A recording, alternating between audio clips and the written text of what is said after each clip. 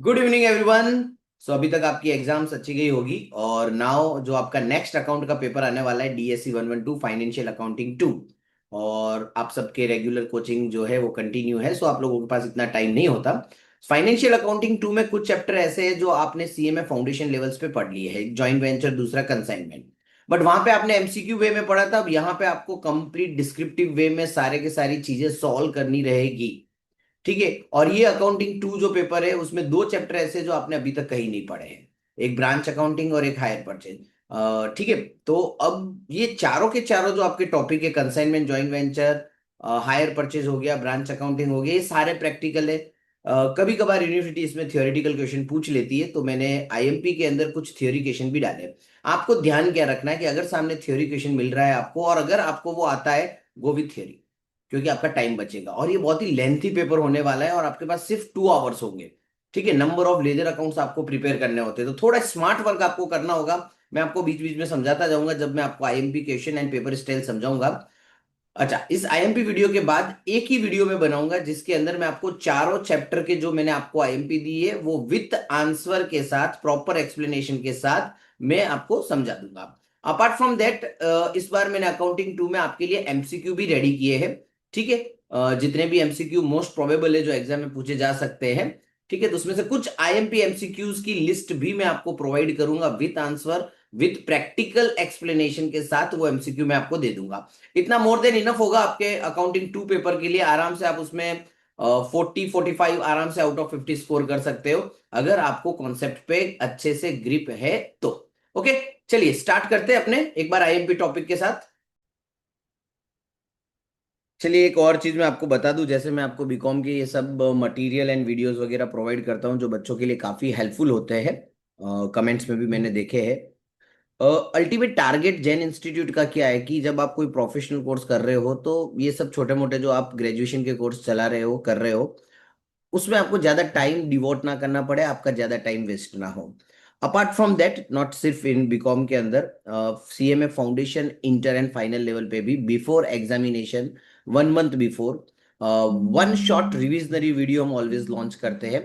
सो जितने भी subscriber and followers हैं, वो ये सारी चीजें फॉलो करते रहे, आपके लिए काफी हेल्पफुल होने वाला है। सीएमए एक्सक्लूसिव इंटर के लिए इस बार जो ग्रुप 2 की एग्जाम देने वाले हैं उनके लिए एक्सक्लूसिव किस तरीके से आपको एग्जाम में क्वेश्चंस अटेम्प्ट करने हैं, ठीक है, किस तरीके से आपका पैटर्न रहने वाला है, कौन कौन से आईएमपी क्वेश्चंस वगैरह रहेंगे, उन सब के बारे में भी मैं आपको वीडियो बना के दूंगा। एज सच प्रोफेशनल में कुछ भी आईएमपी नहीं होता, बट द मोस्ट प्रोबेबल जो इंस्टीट्यूट ट्रिक कर सकता है। लास्ट टाइम अगर आपने ग्रुप 2 के पेपर के टाइम पे मेरे वीडियोस फॉलो किए हो तो ऑलमोस्ट 1 डे बिफोर जो जो क्वेश्चंस मैंने बोले थे, एग्जैक्ट वैसे ही इंस्टीट्यूट के क्वेश्चन हुए हैं। जो पिछले 5-6 अटेम्प्ट से क्वेश्चन नहीं पूछे गए थे और मैंने बोला था वीडियो में कि इस बार इसके पूरे चांसेस है, सेम क्वेश्चन एग्जाम के अंदर आया था।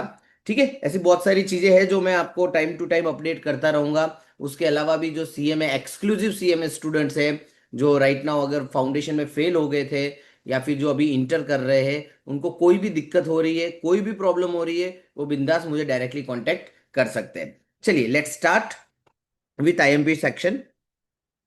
Paper style DSC 112 financial accounting 2 की क्या रहेगी? आपका क्वेश्चन नंबर 1 जो आने वाला है वो कंसाइनमेंट का फुल फ्लेज प्रैक्टिकल क्वेश्चन होगा। ठीक है। और उसके ऑप्शन में एक छोटा सा कंसाइनमेंट का प्रैक्टिकल क्वेश्चन होगा जो कमीशन, एबनॉर्मल लॉस या फिर क्लोजिंग स्टॉक की वैल्यूएशन पे हो सकता है, 5 मार्क का क्वेश्चन। और एक थ्योरेटिकल क्वेश्चन होगा वहां पे 5 मार्क का। लेकिन ध्यान रखना है, यूनिवर्सिटी ने कई बार ऐसा किया है कि ऑप्शन में भी आपको फुल प्रैक्टिकल क्वेश्चन पूछा जा सकता है। ठीक है। सो थ्योरी पे कंप्लीटली रिलाय मत करना। चांसेस है कि वो कुछ क्वेश्चन के अंदर ऑप्शन में थ्योरेटिकल क्वेश्चन आपको पूछे, बट नॉट नेसेसरी। ठीक है। वो फुल फ्लेज क्वेश्चन भी पूछ सकते हैं, सो फुल फ्लेज क्वेश्चन करके जाना बहुत जरूरी है आप लोगों के लिए। सेकंड यूनिट जो है आपका क्वेश्चन नंबर 2 जो बनेगा वो बनेगा जॉइंट वेंचर से।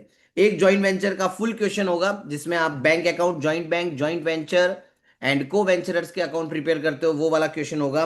ऑपोजिट में आपको एक छोटा क्वेश्चन मिल सकता है जर्नल एंट्री वाला, और साथ में थ्योरेटिकल क्वेश्चन हो सकता है, या फिर ऑप्शन में भी आपको फुल फ्लेज क्वेश्चन मिले जॉइंट वेंचर का।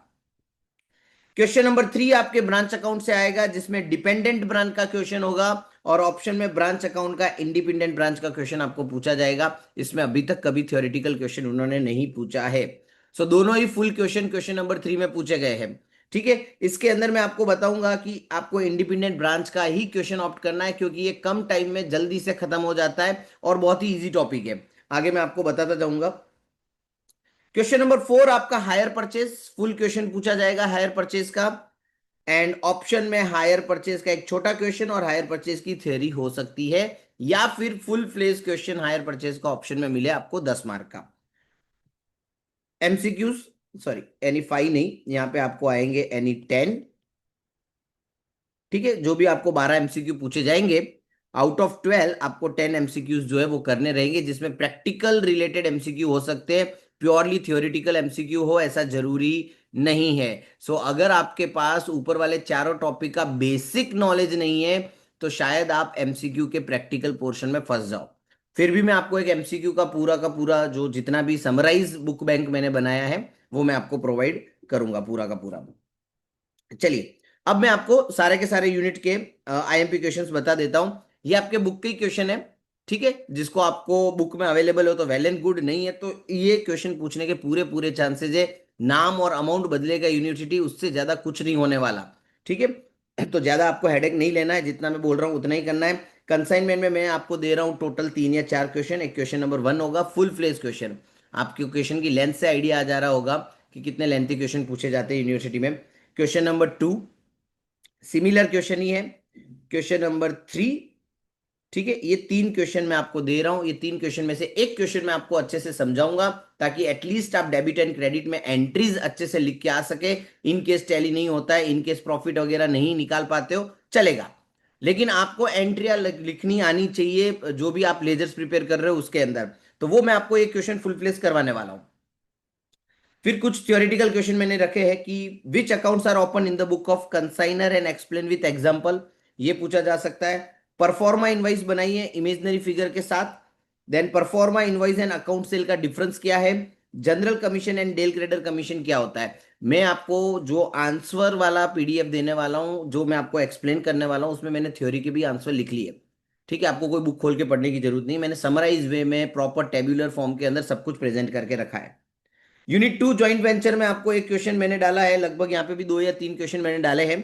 एक ये श्रीनंद श्रीचंद वाला क्वेश्चन है जिसके चांसेस ज्यादा है। फिर एक राम श्याम वाला क्वेश्चन नंबर 2 होगा। देन आफ्टर एक क्वेश्चन नंबर 3 और मैंने डाला है, वो भी राम श्याम का ही है। और theoretical question joint venture and partnership का डिफरेंस, ज्वाइंट वेंचर क्या है और कौन से टाइप के बिजनेस के लिए ज्वाइंट वेंचर अप्रोप्रिएट है, एंड ज्वाइंट वेंचर के फीचर्स बताइए। ये हो जाता है हमारा question number 2। Question number 3 branch accounting, जिसमें मैंने आपको बोला था एक डिपेंडेंट और दूसरा इंडिपेंडेंट ब्रांच का क्वेश्चन पूछा जाएगा। तो यहाँ पे मैंने एक क्वेश्चन आपका इंडिपेंडेंट ब्रांच का डाला है।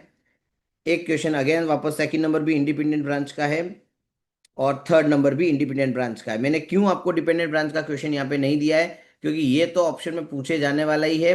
सो आप डिपेंडेंट ब्रांच का क्वेश्चन नहीं करोगे तो भी चलेगा। फिर भी ऐसा होगा तो मैं आपको बुक में से एक क्वेश्चन जो है डिपेंडेंट ब्रांच का, वो मैं आपको आईएमपी के तौर पे दे दूंगा। बट ये अगर 3 क्वेश्चन में से आप 1 या 2 क्वेश्चन अच्छे से समझ लेते हो तो मोर देन इनफ है। फिर आता है हमारा unit 4 hire purchase. Hire purchase में मैंने लगभग 2 या 3 क्वेश्चन इसमें भी रखे हैं, फुल फ्लेज क्वेश्चन ही रखे हैं इसके अंदर। ठीक है, और थ्योरेटिकल क्वेश्चन कौन कौन से, तो hire purchase system is not a sale, reserve after sale service, and difference between hire purchase and installation system. ठीक है, ये जितने भी प्रैक्टिकल मैं आपको बता रहा हूं, मैं इसके ऊपर आपको एक ही वीडियो बनाऊंगा जिसमें सारे टॉपिक कवर हो जाए, विथ आंसर के साथ होगा, जिसमें एक एक बेसिक क्वेश्चन मैं आपको अच्छे से समझाऊंगा, बाकी के आंसर होंगे जो आप खुद सॉल्व करके वेरीफाई कर सकते हो। ओके, चलिए, फिर मैं आपको बोला था मैंने कि ये देखो एमसीक्यू मैं आपको देने वाला हूं इस बार। तो आप देख सकते हो यहाँ पे मैंने सारे एमसीक्यूज जो 10 मार्क में 10 एमसीक्यू जो आपको करने होते हैं विथ आंसर के साथ मैंने यहाँ पे दे दिया है, प्रॉपर टेबुलर वे में सारे एक्सप्लेनेशन के साथ उसका आंसर दिया हुआ है। ठीक है, इतना टाइम होगा नहीं मेरे पास कि मैं आपको सारे प्रैक्टिकल एमसीक्यू जो है वो डिटेल में सॉल्व करके दूं, बट हाँ, एक बार मैं आपको ऊपर ऊपर से सारे के सारे एमसीक्यूज जो है वो मैं आपको समझा दूंगा। ठीक है, हर एक चैप्टर के मैंने यहाँ पे एमसीक्यू डाल दिए, आप देख सकते हो पीडीएफ के अंदर। लगभग लगभग 50-60 एमसीक्यूज होंगे चारों चैप्टर को मिला के, which is more than enough for your exam. ठीक है, और ये सब एमसीक्यूज आईएमपी एमसीक्यूज है जो आपके एग्जाम में पूछने के चांसेस है, या भूतकाल में गुजरात यूनिवर्सिटी के एग्जामों में पूछे गए हैं। ठीक है। सो ये भी आप अच्छे से कर लेना। तो इस पेपर में आप आराम से 40-45, और अगर कुछ बच्चों की अच्छे से ग्रिप है तो वो 50 आउट ऑफ 50 भी इसमें स्कोर कर सकते हैं। क्लियर। सो अगले वीडियो में हम पूरा का पूरा DSC 112 फाइनेंशियल अकाउंटिंग 2 का पूरा एक्सप्लेनेशन में लेके आ रहा हूं। वो वीडियो आप पूरा अच्छे से कान में ईयरबड हेडफोन डाल के, 1.5 आवर या 1 आवर का ही वीडियो होता है मेरा, उससे ज्यादा मैं बनाता नहीं हूँ, बिकॉज मुझे पता है आप सबके पास टाइम होता नहीं है, और इतना टाइम आप रील देखने में ज्यादा टाइम आपका स्पेंड हो जाता है, बट इन सारी चीजों में ना हो गए।